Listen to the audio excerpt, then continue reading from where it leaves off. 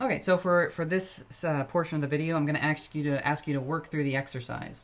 So in the exercise, it asks you to write algorithms for finding the min, the maximum, the predecessor, and the successor, and I also want you to give me the running time for each of those operations.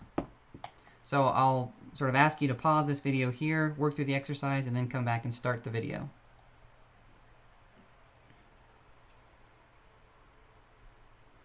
Okay, so the first algorithm I'm asking you to write is how do you find the minimum element? Well, the binary search tree property is that if I want to find a smaller element, I look to the left. So one way to put this is as long as I can still look to the left, I haven't found the min.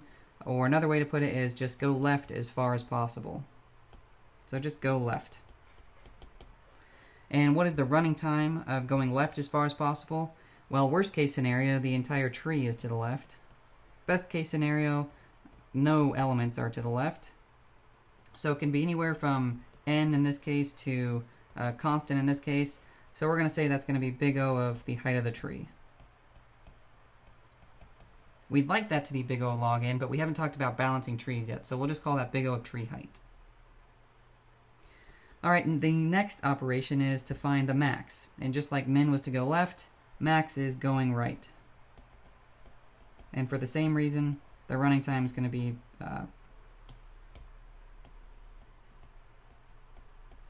big O of the tree height.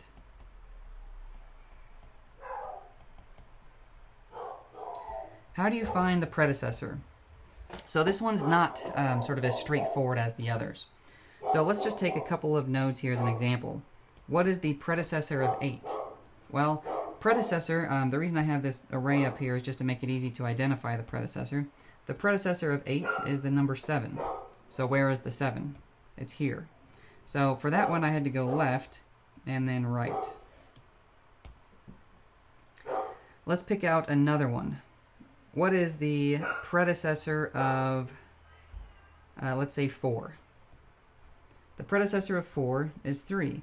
How do I find that? Well, there is nothing to the left, so I can't do the left-right business. I have to go up to the parent from which I got to it from a left pointer, and then I go up again to the parent from which I got to it from a right pointer. So in general, you have two cases here to consider. There's the easy case, which is to say that the predecessor is the maximum of the left subtree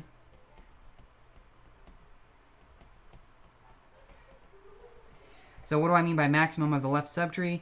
Well, again, let's take the 8 as an example. If I have a left subtree of 8, it's this entire thing. What is the maximum of that subtree? Well, from that left subtree, I go as far right as possible, and that'll get me to the 7. So that's one way I could do it, and that's going to have a big O of tree height kind of operation, or running time. The alternative to the maximum of the left subtree is that it's the first ancestor that's less than it. So let's take the 4, for example. I go to its parent, the 6 is greater than. I go to its parent, its grandparent, 4's grandparent, and it's less than. So the 3 must be the predecessor. So for any node that doesn't have a left subtree, you keep going up the ancestry until you find a node that's less than. So for example, everything except for the minimum, obviously, it does not even there's no predecessor defined for the minimum value. But for 4, we go up and we find the 3. For 7, we go up and find the 6.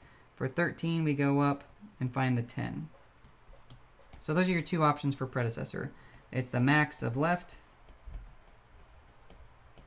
or first smaller ancestor. And successor is really just the opposite of that. It's going to be the minimum of the right or the first greater than ancestor. And let's just look at a couple of examples of finding the successor. So the successor of the 7 is the 8. It does not have a right subtree, so we have to go up. 6 is less than, 3 is less than, 8 is greater than, and that's the successor. How about the successor of 10? the successor of 10 is 13. So how do we find it? It's the minimum of the left subtree. So here's the right subtree. Here's the right subtree. What's the minimum of that? 13.